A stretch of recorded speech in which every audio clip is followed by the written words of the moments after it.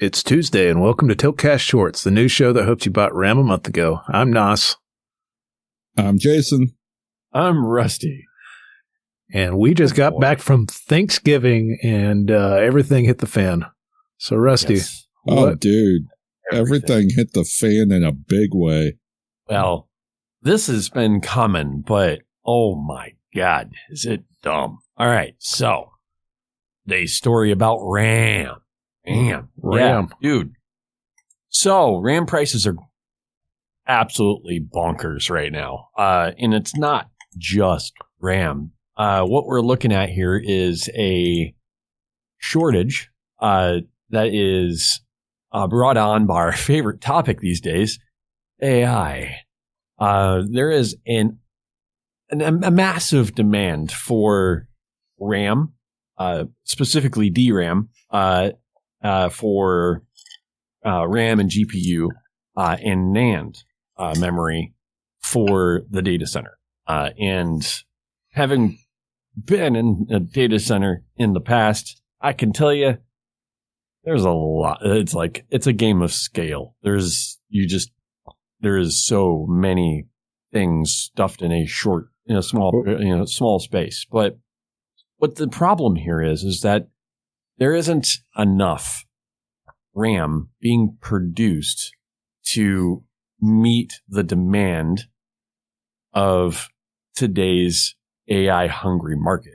With AI taking over literally people's jobs, there is more and more and more compute required, to be able to power the backbone that is, the monster that is growing in AI right now, and it is consuming all of the available chips made for everything. Everything is going up in price. So right now, because when you think about it, much like CPUs in the great silicon shortage of a few years ago, there's a limited number of manufacturers of actual RAM chips. Specifically SK Hynix, Micron, and Samsung. And if you now that you brought that up, I mean, there was back then during the silicon shortage, CPUs and GPUs, even silicon that was slated to go into cars, there was shortage for that. That was relatively focused, right? You've got, that's your compute silicon. This is the process that makes memory, and every computer requires a various amount of memory, but but you're looking at just about everything that computes is going to require some form of memory. And with it being miniaturized, these days, you're looking at SSDs as well. Well, I was going to say they're very similar processes. I was going to say, me and you were talking about this. I want to say it was earlier this week. I pulled up my my Newegg order from this summer. So this summer, right? I upgraded my CPU and then swapped that motherboard out with the podcast machine. And back then, I want to say, and I'm not looking at my phone right now, but I want to say it was like 169, maybe 189 on the RAM. And it was 64 gigs of DDR5 RAM. Crucial. Oh boy. Right? Yeah. So and we looked up the price, and it was like Black Friday sale, $289.99. I was like, well, what? It's like almost double price. No, you should have bought it. I did. So the price, I already got that RAM, so it's fine, but I ain't getting any more for a while.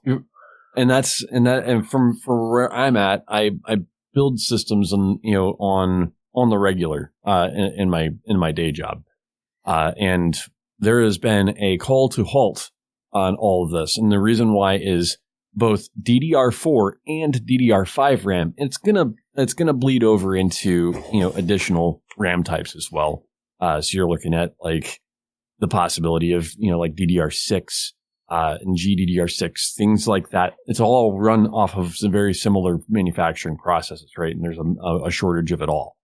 but the price has been climbing and has spiked, just recently within the last month or two. And it's really climbed in about the last 2 weeks. Well, it's really spiked in the last 2 weeks, but I've got a couple historical data figures to pull up here in a second. The spike in RAM prices is going to have a knock-on effect, right? Think about during the GPU shortage, people were going to like iBuyPower or CyberPower PCs, things like that, to buy their pre-built systems just for the GPU. We're looking at the possibility of that happening for RAM. And that is crazy. All right. The price of some kinds of RAM has surged by upwards to 500%. Yeah, there was SSDs going up almost double the price. What was do you remember the make and model of that one that we saw in Best Buy that was $950? And I want to say it was also 64 gigs of RAM, but I want to say it was like $950 for like I don't have that one, but I have a couple other ones. So okay. I just did a price comparison for Crucial Pro DDR5 64 gig kit, 6,000 megatransfers, right? Pretty fast stuff. It's a decent, decent kit. Yeah, not the tip of the top, not the cream of the crop, but also pretty darn good. Right. And as of September 16th, this is the last time I saw, September 16th through the 20th, it could be purchased from Amazon for $169.99. That's a decent price. Today's price is currently $438.74, and that's on a sale. As of Friday, it was $497.99. So it is more than doubled in price just for that one kit. Now, there's another one. G-Skill Ripjaws, DDR5 RAM, 64 gig kit, 6,400 megatransfers. This one's a better bin kit, right? Back in the same period of times, September 16th through September 20th or so, you could get that kit brand new from Amazon for $236. As of October 28th, they sold out on all platforms at the price of $399. Today, they've got it in stock. You can buy it new from Amazon for $719.99. That is triple its price. Yeah, mine's the G-Skill Ripjaws M5 Neo, and it was two 32 gig kits is what I got, and I got it for $189. It's not in stock on Newegg. I was looking that up while we were talking. Right. Well, or like something that's fairly recent and fairly applicable to your everyday gamer. A 32 gig kit of Corsair Vengeance RGB memory. 2 16 gig sticks, DDR5. Mm-hmm. August 15th, $98 on Newegg. Yep. Oh, well, it's went up more, so October 10th, $140. That today, kit, $410. Yeah. Yeah, that same kit, which is 6,000 megatransfers, right? DDR5. Yeah. If I pull it up on Amazon, which is what I just did, $369. And that's just that's not two kits like I got at $189. That's one kit. So I got two kits for $189. For one kit, it's $369. So that is $720 is what I should have spent. Right. So that has more than quadrupled in price. Good God. That's so stupid. So not only is this, it's like a graphics card. it's going to, it's going to affect knock on as we go on. So right now, things may look stable for Cyber Monday, and the immediate buying season, but we're looking at at a massive shortage that's going to affect pre-built systems and systems that you would normally pick up. Think the new Steam box. Think the any new if you're buying consoles. If you're buying a new PC or a laptop for the holidays. I've got I bought so one of my memory cards died for my camera, right? Because flash memory after a certain little bit craps out.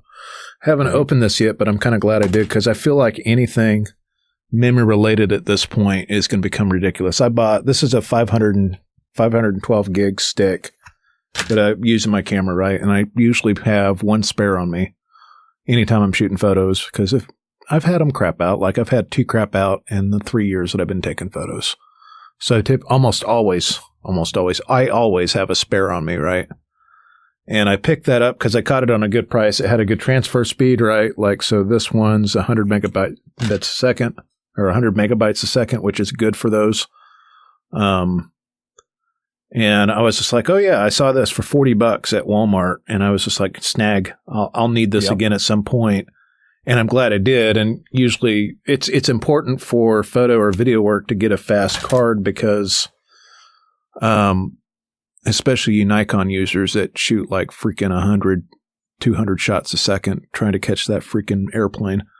Right. When you take that many shots, it creates a pretty big, it needs speed, right? And then when you're writing 3,000 photos to your machine, you need it to not transfer at 50 megabytes a second because you don't want to spend 45 minutes transferring 200 gigs, right? You want to spend about 15 minutes. But like, your flash memory, I feel like that's going to go up.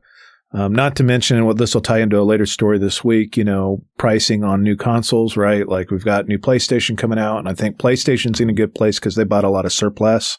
I don't know if that's part of our research there, but been listening to a lot of stories about this, and Sony, for whatever reason, stocked up on RAM over the last couple of years.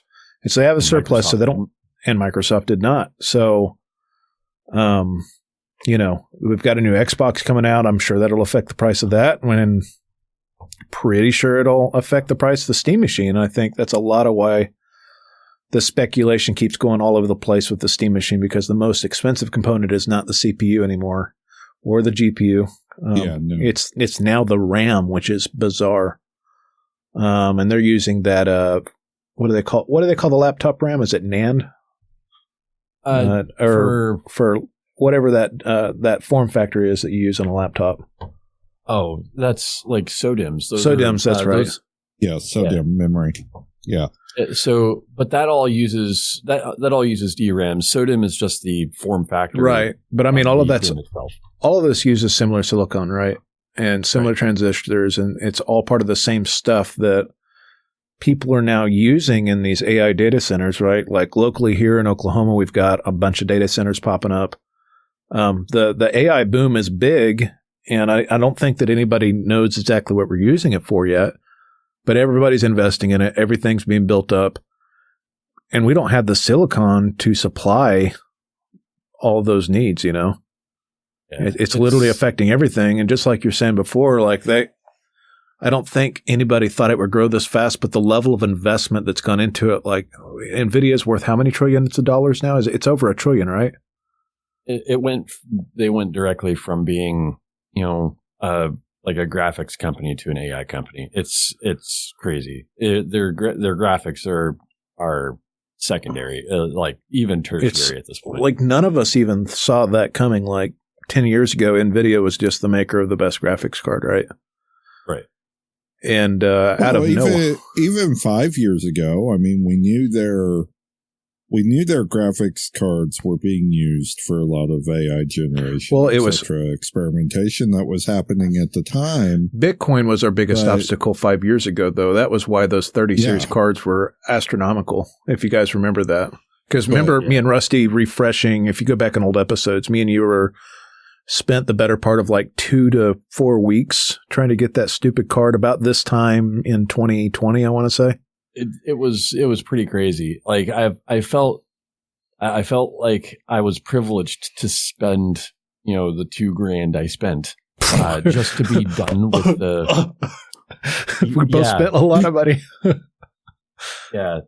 So I was just done with the hunt at that point.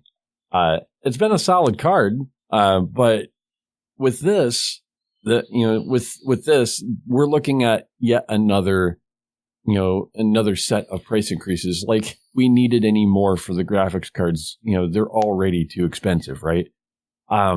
We are. And the problem is that nobody saw this kind of growth for AI in 2 years. And realistically, that's what it has been. It's just freaking exploded. Because it was just 2 years ago that ChatGPT 2 released GPT 2.0.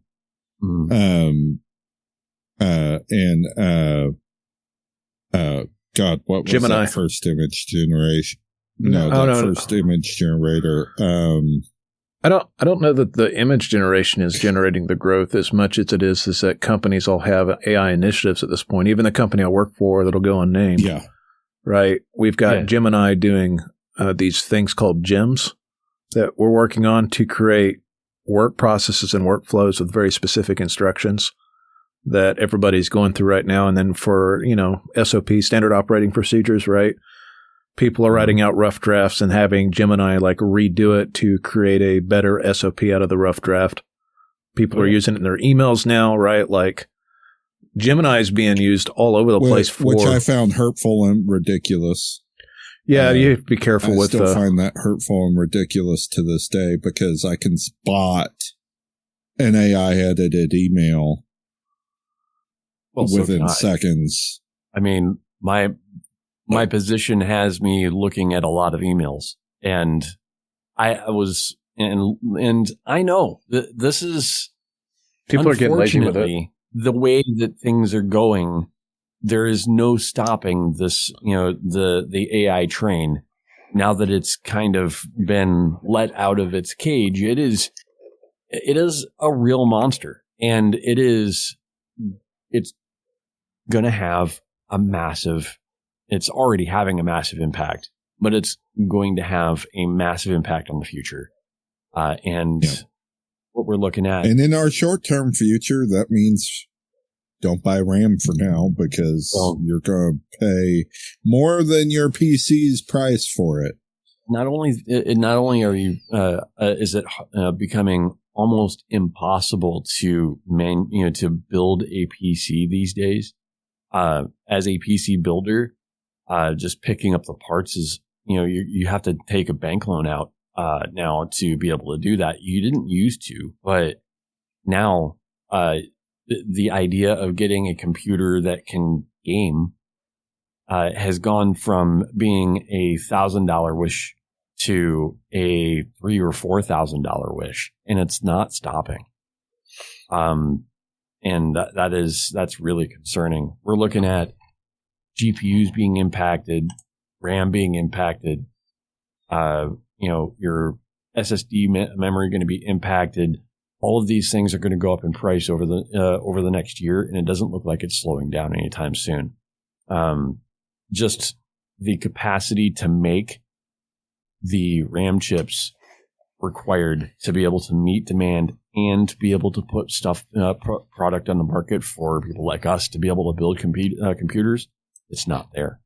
And until that changes, until that, that process is more widespread instead of in, small portions of the world, we're going to have problems like this, and it's not going to go away. And that is unfortunate for everybody that has anything to do with tech. That is, whether that's for work or for game.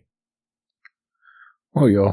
That's it, guys. Let us know what you're finding. Let us know what you think in the comments. And Find full episodes of the Tiltcast and these audio versions of these new shorts at tiltcast.com, iTunes, and Spotify, and come back on Thursday for hopefully some better news. All right. See you.